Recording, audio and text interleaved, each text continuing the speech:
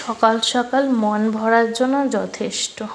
কি ভালো লাগছে না গাছে ফুলগুলো, এগুলো আবার কিন্তু ফুটছে। মাঝখানে দাদাভাই গাছটাকে একটু ছেটে দিয়েছিল, এই যে আবার নতুন করে ফুল ফুটছে। সকাল সকাল উঠে পুজো কমপ্লিট হয়ে গেছে। আজকে সকাল সকাল পুজো দিয়েছি, কারণ আজকে তো মেয়ের স্কুল ছিল না, তো সেই কারণে কিন্তু সকাল সকালই পুজো দেওয়া হয়ে গেছে।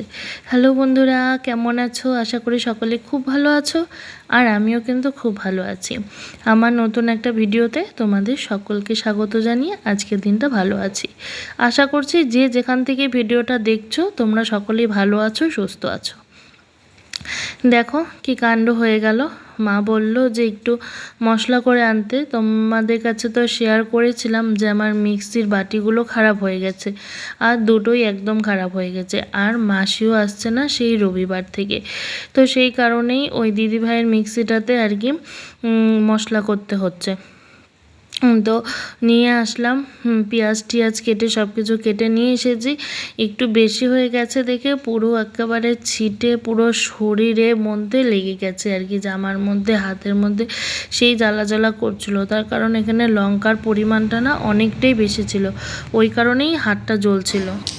মিক্সিতে পুরো মশলা ছিটে একদম সারা গায়ে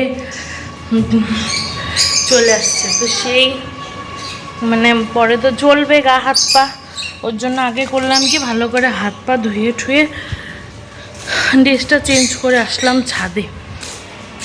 আজকে 2 দিনের জামা কাপড় ধুইছি একসাথে। কালকে একদম ইচ্ছা করতেছিল না, জামা কাপড় ধুই নেই কিছু, ওর জন্য আজকে একবার ধুইছি, প্রায় এক বালতি ভরে গেছে। ছাদে উঠে না হাঁপাই দিয়ে যাই, এখন আর কি পটাপট জামা কাপড়গুলোকে মেলে ফেলি। তোমার কথা শুনে ওরা শুনে কি বলো তুমি ওদেরকে? চুপ করছে, করে নাই। বলো তো কেন করে নাই? কারণ হচ্ছে আমিও যখন তোমাকে বলি যে হিয়া এটা করো ওটা করো, তুমি তো তখন করো না। তুমি যখন করো, হ্যাঁ সেরকমই পাখিগুলো, তুমি এখন ওদেরকে বলছো চুপ করতে, সেজন্যই ওরা চুপ করছে না, বুঝছো? তো এদিকে দেখো, এদিকে মা তরকারিও বসিয়ে দিয়েছে আর কি, আলু কোয়াশের তরকারি। কার কার আলু কোয়াশের তরকারি ভালো লাগে অবশ্যই কিন্তু কমেন্ট করে জানাবে। আর এই আলু কোয়াশের তরকারির মধ্যে না একটু যদি মাছের মাথা ভেজে ওটাকে একটু মানে ভেঙে ভেঙে দেওয়া হয়, ওটা কিন্তু খেতে বেশ ভালো লাগে, গরম গরম ভাতের সঙ্গে না খুব ভালো লাগে। আর এইদিকে হচ্ছিল আলু ভাজা, এটা ওই বাচ্চাদের জন্য আর কি আলু ভাজা করা হচ্ছিলো। আর আলু ভাজার মধ্যে একটুখানি লঙ্কা যদি চিড়ে দেওয়া হয়, লঙ্কাটা তো ভাজা ভাজা হয়, বেশ ভালো লাগে খেতে। আর এইদিকে দেখো আলু কোয়াশের তরকারিতে কিন্তু খুব একটা বেশি মশলা দেওয়া হয়নি, ওই আদা জিরা বাটা দিয়েই করা হচ্ছিলো আর কি।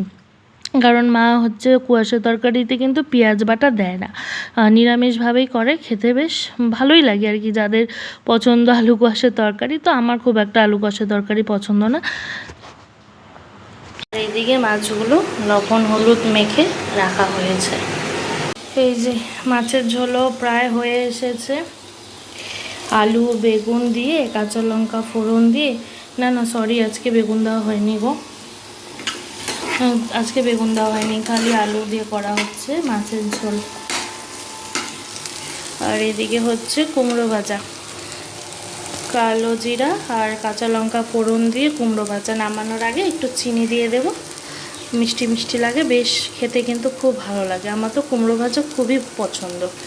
আর এদিকে পাতলা করেই মাছের ঝোলটা হচ্ছে, কারণ না এই গরমের মধ্যে অতটা রিচ খাবার না খাওয়াই ভালো।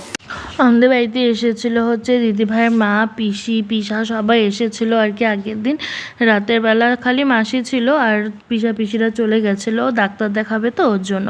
তো এই যে এসে আবার সবাই চলে গেল, তো দুপুরবেলার দিকে আর কি বেরিয়ে গেছে।